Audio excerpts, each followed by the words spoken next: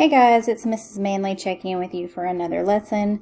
Today we are starting EQ6 over linear functions. Please make sure you've taken the EQ5 sequences quiz before beginning EQ6.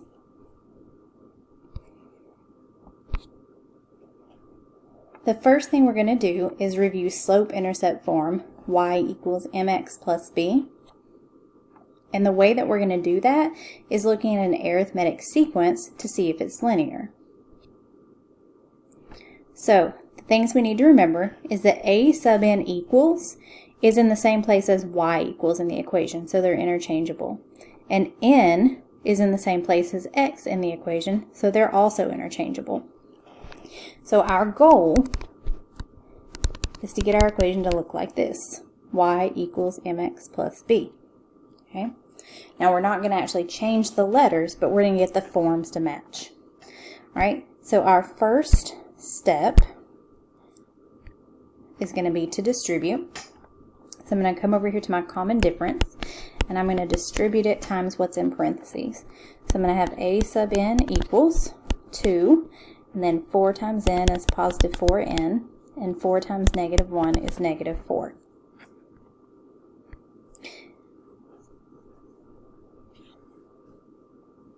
Okay, and then lastly, I'm going to go ahead and combine like terms. Oops. So I'm going to combine my 2 and my negative 4. Okay, I'm going to bring down the x, which in this case is the n, first. So a sub n equals 4n. And then I'm going to combine like terms. 2 minus 4 is negative 2. So now I have a sub n equals 4n minus 2. And if you match it up, we're in the same form now as y equals mx plus b. So why is it that an explicit arithmetic sequence can be the same as slope-intercept form?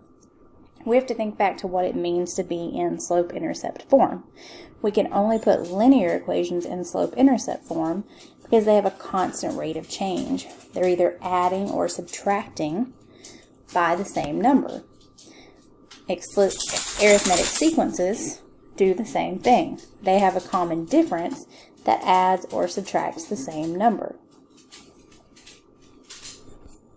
Okay, here's another example. So let's go through it as well. So we have a sub n equals, bring down that negative 3, and then distribute. Negative 6 times n is negative 6n. Negative 6 times negative 1 is positive 6. A sub n equals, I'm going to bring down that negative 6n, and then combine. Negative 3 plus 6 is positive 3. So a sub n equals negative 6n plus 3. Alright, one more. A sub n equals 2, and then distribute. Negative 3 times n is negative 3n. Negative 3 times negative 1 is positive 3. Bring down the n, negative 3n, combine like terms, 2 plus 3 is positive 5. Positive 5. Alright, you go ahead and try these next two on your own.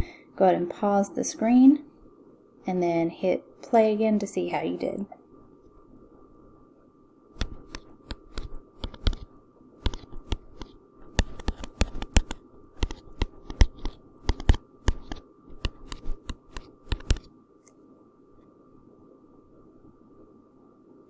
Alright, so let's take a look and see how you did.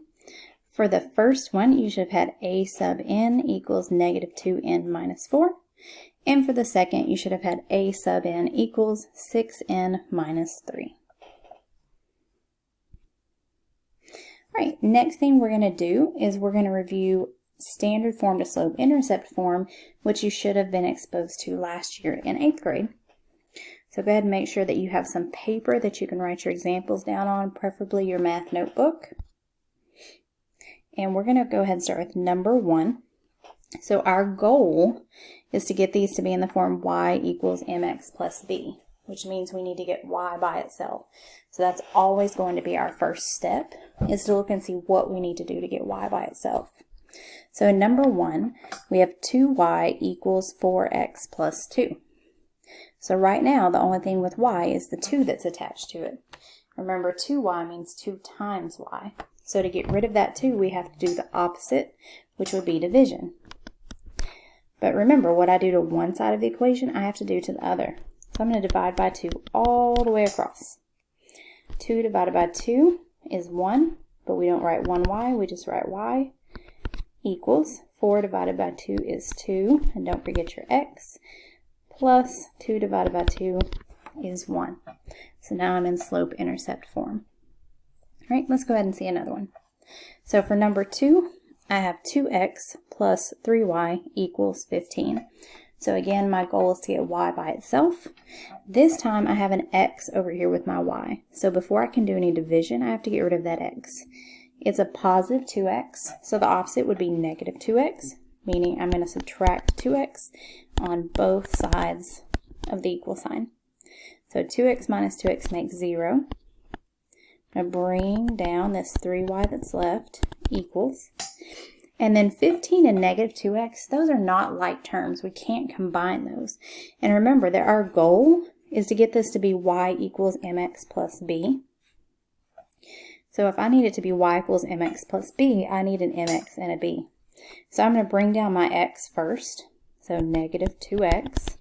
And then I have a positive 15, so plus 15.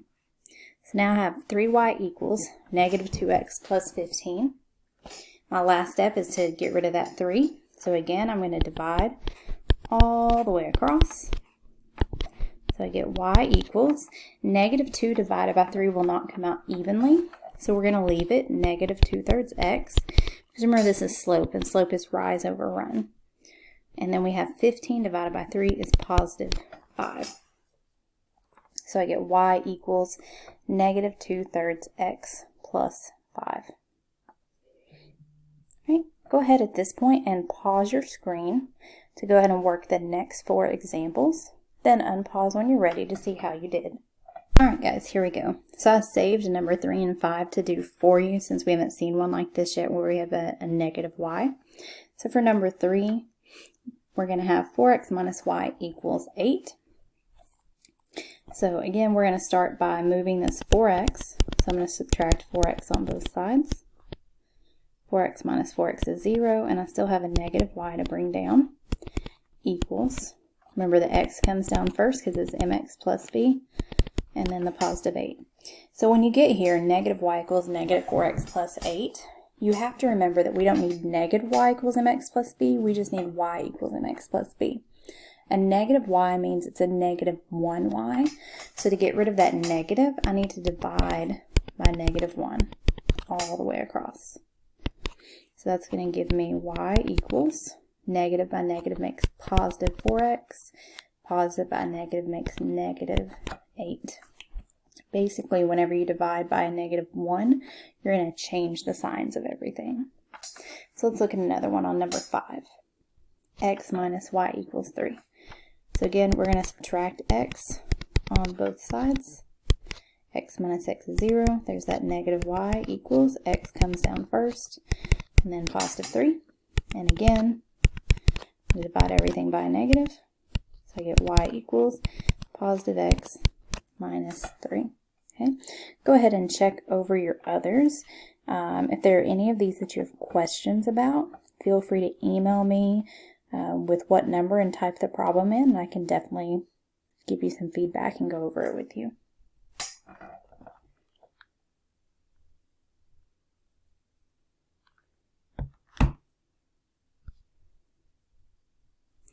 All right, up next we're going to look at how to graph linear functions. It would be helpful for you if you have graph paper. If you don't have graph paper, I'm going to recommend that you get some as soon as possible because you are going to need it for some of these coming lessons. But for now, you can just watch me. So again, this should have been something that you did last year in 8th grade. How do I graph linear functions? So we're going to start with a basic one. So in order to graph, you need 2 things.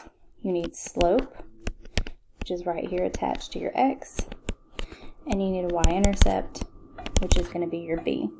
Okay, So anytime you're graphing a line, you're always going to start with the y-intercept. So my y-intercept here is -3, which means I'm going to go to -3 on the y-axis, and I'm going to place a point there. Then I'm going to look at my slope. Would you remember that slope is rise over run? So when I have a positive number, I'm going to put that over 1. So my slope is rise 3, run 1, and it's positive. Okay, it's positive. So what you have to remember is when you have a positive slope, you're going to rise, you're going to run to the right because the right side of the number line is the positive side. So I'm going to start down here at -3. I'm going to rise 1, 2, 3. I'm going to run 1. I'm going to put a point. Rise 1, 2, 3. Run 1. Point. 1, 2, 3. Run 1. Okay, when I run out of space on this side, I can go back to where I started and I can go backwards. I can go down 3, left 1. And then I'm out of space. Okay, so then now I don't have a straight edge option here. But if you were doing this on paper, you would line up your ruler, draw a nice straight line. Notice that my straight line goes all the way off the graph with arrows at each end. Okay, you don't need any little short stubby lines because we know that a line extends to both positive and negative infinity. So go ahead and extend it out and make sure you put those arrows on each end. If you don't put the arrows, you don't have a line, you have a line segment. Alright, let's look at the second example here. 4y plus 3x equals 16. So before we can graph this one, we got to get it into slope-intercept form. So remember, we're going to start by moving the x. I'm going to subtract 3x on both sides. That gives me 4y equals -3x plus 16. I'm going to divide by 4. I'm going to get y equals -3/4 x plus 4. Alright, so again, I need my y-intercept first, which in this case is +4. I'm going to put my point right there. And this time my slope is -3/4. So I'm going to rise 3 and I'm going to run 4. However, this time, since it's negative, I'm going to run to the left. So I'm going to rise up 1, 2, 3 and run 1, 2, 3, 4. Put a point and I'm already out of room. So now I'm going to go back to my starting point, my y-intercept at 4, and I'm going to do the opposite. So I'm going to go down 3 and to the right 4. Okay, down 3 to the right, and I'm out of space. And would have been about right there-ish. Okay, again, hopefully you've got a ruler. You can make a nice straight line with the arrows on each end. Okay, so remember, positive slope always goes up and to the right. Negative slope is going to go up and to the left. Alright, go ahead and do this last one. A sub n equals 2 minus 4 times n minus 1. I have a sub n equals 2 minus 4n plus 4. A sub n equals -4n. Combined 2 plus 4 is positive 6. Okay, so the -4n, that's like my mx, so that's my slope, -4. And then the 6 is my y-intercept. So I'm going to start at 6. And then remember, -4 means -4/1.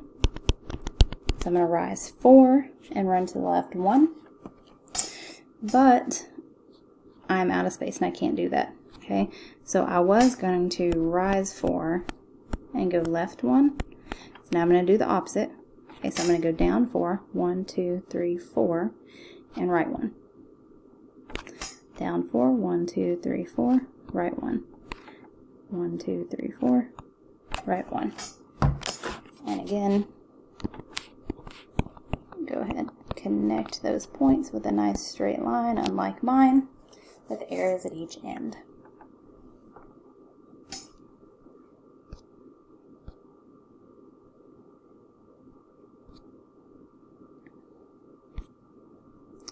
And I think this is where we're going to go ahead and stop for today, since you've also had your quiz today. Again, please make sure you have taken that quiz. If you are an even class period, so 2nd, 4th, 6th, or 8th, that means that your quiz is on Wednesday, and it is open from 8:30 to 3:30 on Socrative. you're an odd period, 1, 3, 5, 7, that means that your quiz is on Friday. And again, you have from 8:30 to 3:30. Also, do not forget to submit your Microsoft form by Wednesday at midnight for my even students. And then my odd students that are now seeing this, make sure you have, well, hopefully you submitted the Wednesday form, but also make sure that you have submitted your Friday form by midnight Friday. Have a great day.